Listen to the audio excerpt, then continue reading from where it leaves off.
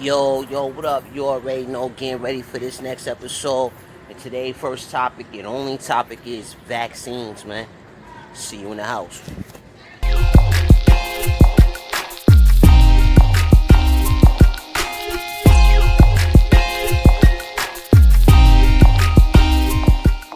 Hey, what's up, y'all? It's your guys, it's Shawnee.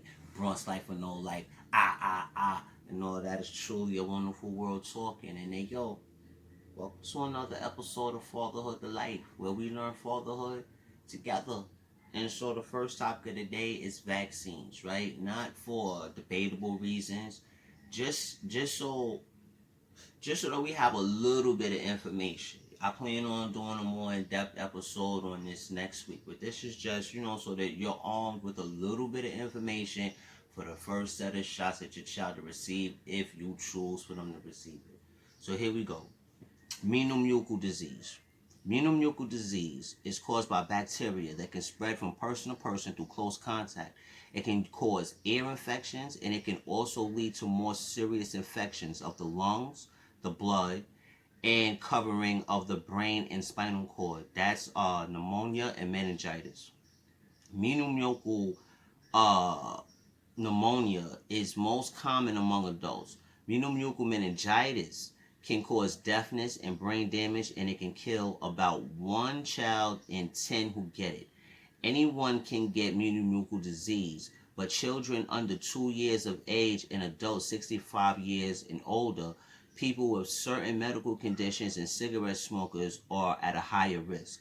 Before there was a vaccine in the United States, we saw more than 700 cases of meningitis, about 13,000 blood infections, about 5 million ear infections, and about 200 deaths in children under 5 each year from pneumococcal disease. Since vaccines have become available, severe pneumococcal disease in these children has fallen by 88%. About 18,000 older adults die from pneumococcal disease each year in the United States. Treatment of pneumococcal infections with penicillin and other drugs is not as effective as it used to be because some strains of the disease have become resistant to these drugs. This makes prevention of the disease through vaccination even more important. So the next one that your child may end up receiving, right, is DTaP. This is diphtheria, tetanus, and pertussis. So diphtheria can cause breathing problems, paralysis, and heart failure. Before vaccines, diphtheria killed tens of thousands of children every year in the United States. Tetanus. Tetanus causes painful tightness of the muscles. It can cause locking of the jaw so you cannot open your mouth or swallow. About 1 person out of 5 get tetanus die. And pertussis.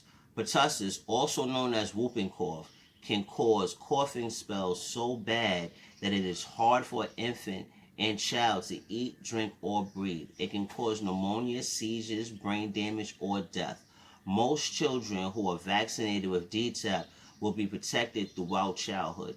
Many more children will get these diseases if we don't stop vaccinating. That's in the flyer. Okay? The next one is the polio vaccine. Vaccination can protect people from polio. Polio is a disease caused by a virus. It is spread mainly by person-to-person contact. It can also be spread by consuming food or drinks that are contaminated with feces or an infected person.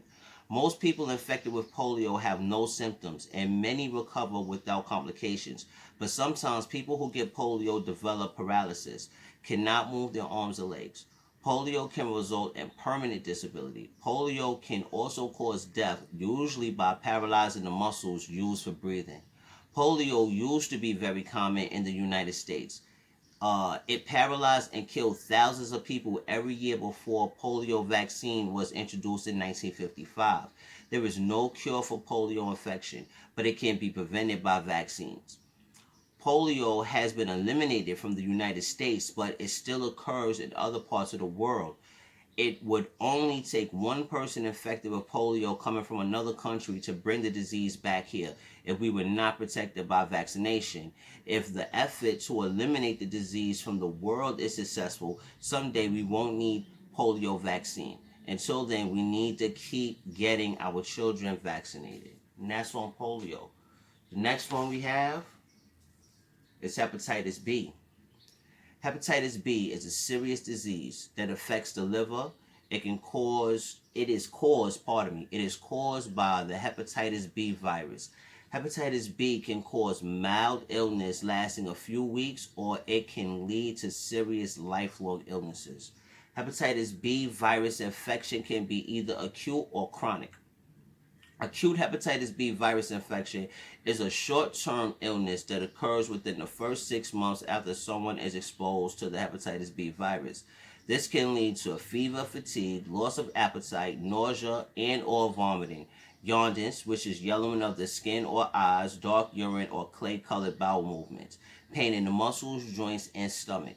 Chronic hepatitis B virus infection is a long-term illness that occurs when the hepatitis B virus remains in a person's body. Most people who go on to develop chronic hepatitis B do not have symptoms, but it is still very serious and can lead to liver damage, liver cancer, or death. Chronically infected people can spread hepatitis B virus to others even if they do not feel or look sick themselves. Up to 1.4 million people in the United States may have chronic hepatitis B infection. About 90% of infants who get hepatitis B become chronically infected, and about 1 out of 4 of them die. Hepatitis B is spread when blood, semen, or other body fluids infected with hepatitis B virus enter the body of a person who is not infected. People can become infected with the virus through birth, sharing items such as razors or toothbrushes with an infected person, contact with the blood or open sores of an infected person, sex with an infected partner, sharing needles, syringes, or other drug injection equipment, and exposure to blood from needle sticks or other sharp instruments. And last but not least, we have the Hib vaccine, which stands for Haemophilus influenza type B, Hib. Disease is a serious disease caused by bacteria. It usually affects children under 5 years old. It can also affect adults with certain medical conditions. Your child can get Hib disease by being around other children or adults who may have the bacteria and not know it. The germ spreads from person to person. If the germ stays in the child's nose and throat, the child probably will not get sick, but sometimes the germs spread into the lungs or the bloodstream, and then Hib can cause serious problems. Before Hib vaccine, Hib disease was the leading cause of bacterial meningitis among children under 5 years old in the United States.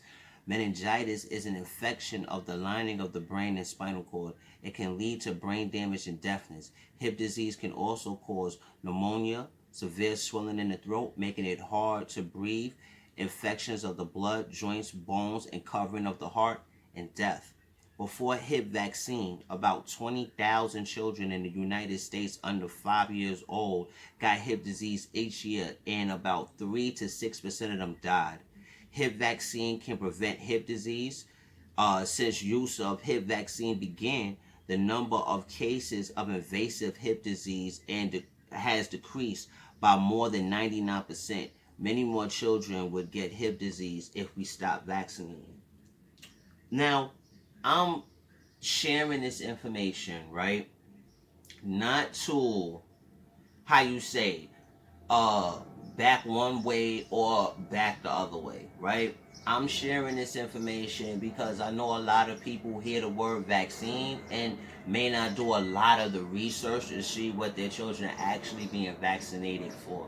So I decided to share, what the first shots are going to be. Now you can do your own research from here. Now that you know what the first shots are and what they're trying to prevent, there are all different types of avenues that you could take where you can learn just a bit more for yourself so that you can make a more informed decision. And please, like, if you have any information that you're willing to share, or any experiences that you're willing to share, please, let us know. Here, we really love to hear what you got to say, man. Sean.